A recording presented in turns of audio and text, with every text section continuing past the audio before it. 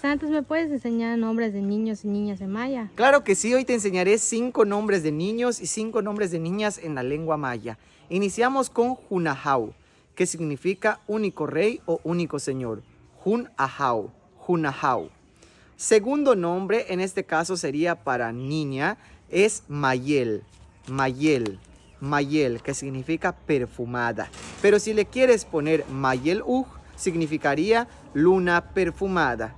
El tercer nombre que vamos a aprender el día de hoy corresponde para un niño.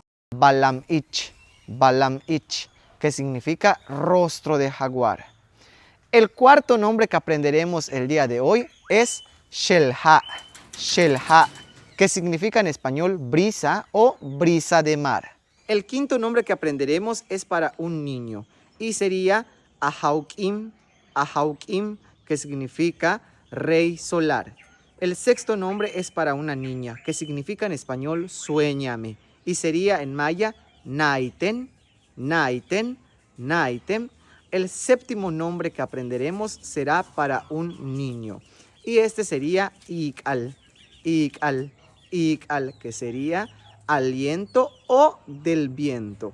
Vamos a ponerlo como un octavo nombre también si le queremos poner Ikalkuj, Ikalkuj, que es para niño, que significa aliento de Dios. Y el número 9 va a ser para una niña, que sería Nayenkuj, Nayenkuj, Nayenkuj, que significa soy el sueño de Dios.